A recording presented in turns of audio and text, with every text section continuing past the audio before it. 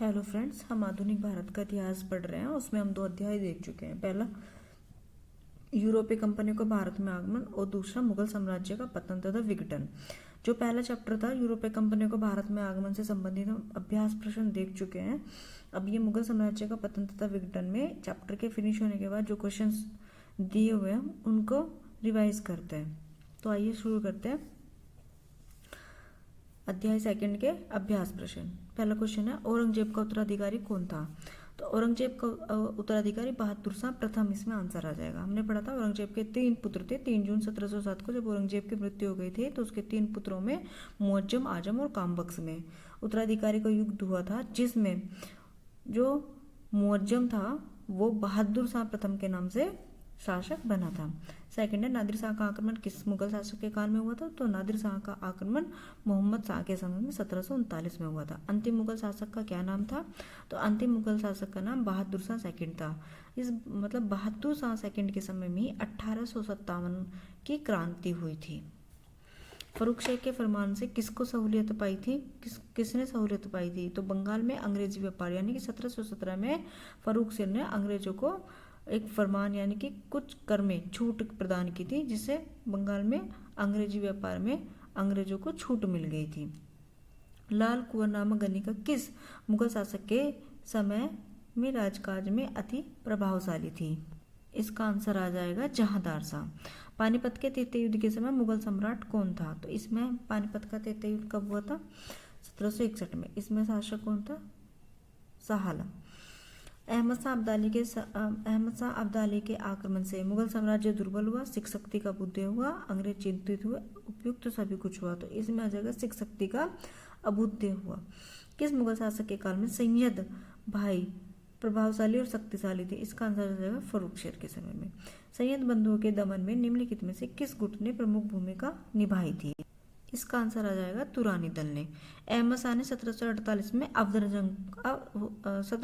में सफदरजंग को किस पद का पर नियुक्त किया था? तो इसमें आ जाएगा साम्राज्य का वजीर नियुक्त किया था। निम्नलिखित में से औरंगजेब किस उत्तराधिकारी का शासनकाल सबसे कम रहा है? तो इसमें हमारा आंसर आ जाएगा जहांदार शाह। इसमें हमारा आंसर आ जाएगा जहांदार शाह। अब नेक्स्ट देखते हैं, निम्नलिखित युग्मों में से कौन एक सामान्यतः राजा बनाने वाले सैयद भाइयों के बारे में सत्य है? तो हमने इसमें ये पढ़ा था हुसैन अली और अब्दुल्ला खां। जो हुसैन अली और अब्दुल्ला खां था, ये कौन से थे? ये हिंदुस्तानी दल के थे। 4 दल पढ़े थे हमने, तुरानी, ईरानी, अफगानी और हिंदुस्तानी। जो हमारे तुरानी दल में थे वो निजामुल मुल्क, अमीन खां और जकारिया खां हमने पढ़ा था। ईरानी दल में पढ़ा था अमीर खां, सादत खां, जुल्फिकार खां, इसहाक खां। अफगानी दल में पढ़ा था हमने अली मोहम्मद खां, मोहम्मद खां बंगस। और हिंदुस्तानी दल में पढ़ा था सैयद बंधु, वजीर अब्दुल्ला खां और हुसैन अली खां। आ गया ध्यान आपको? ठीक है, आगे बढ़ते हैं। मध्य 18वीं शताब्दी में मुगल दरबार में निम्नलिखित में से 3 वजीरों का कालानुक्रम बताना है। तो इसमें हम पहले जावेद खां को पढ़ते हैं, फिर इमादुल मुल्क और लास्ट में सफदरजंग। तो डी आंसर आ जाएगा। बहादुर शाह प्रथम ने नहीं किया था जजिया का खात्मा, साहू की रिहाई, राज दरबार में फिर से होली खेलने की शराब, सत्य प्रथा का समर्थन। तो इसमें आंसर आ जाएगा जजिया का खात्मा। 15 जून 1707 में जजाऊ का युद्ध किस किस के मध्य हुआ था? तो हमने पढ़ा था मुअज्जम और आजम के मध्य हुआ था। जयसिंह को मिर्जा की पदवी किसने प्रदान की थी? तो जयसिंह को मिर्जा की पदवी। इसका आंसर आ जाएगा जहांदार शाह।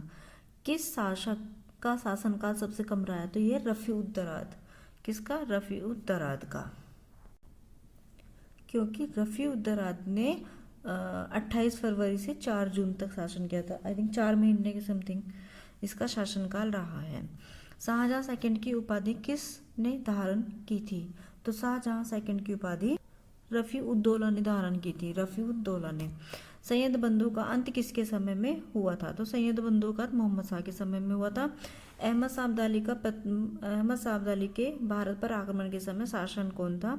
तो अहमद शाह। अली गौहर किसका अन्य नाम था?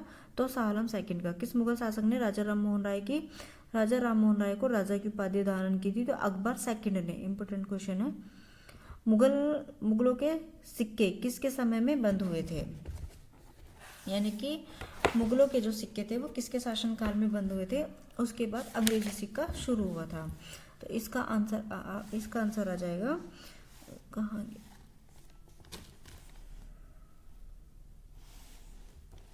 अकबर सेकंड के समय में। क्या है, अकबर सेकंड के समय में। करनाल का युद्ध कब हुआ था, 24 फरवरी 1739 में। किसके अनुसार मुगल साम्राज्य के पतन का प्रमुख कारण सैनिक अदक्षता थी, ये विलियम अर्विन के अनुसार। Fall of the Mughal empire किसकी पुस्तक है, सर जदुनाथ की। मुगल साम्राज्य के पतन का प्रमुख कारण क्या था, अयोग्य उत्तराधिकारी, सैनिक अदक्षता, मराठों का उत्थान, आर्थिक दिवालापन। तो अयोग्य उत्तराधिकारी। अहमद शाह अब्दाली के भारत पर आक्रमण का मुख्य उद्देश्य क्या था, तो धन को लूटना इसका मुख्य उद्देश्य था। नादिर शाह का दिल्ली पर आक्रमण कब हुआ था, तो नादिर शाह का दिल्ली पर 20 मार्च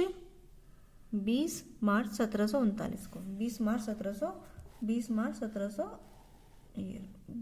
1739 को हुआ था। नादिर शाह के आक्रमण के समय मुगल सेना का मीर बख्शी कौन था, तो खाने दौरान। मुगल सेना का मीर बख्शी खाने दौरान था। तो इस चैप्टर में इतने क्वेश्चन थे, बाकी हम बाद में देखेंगे। और thank you watching the video.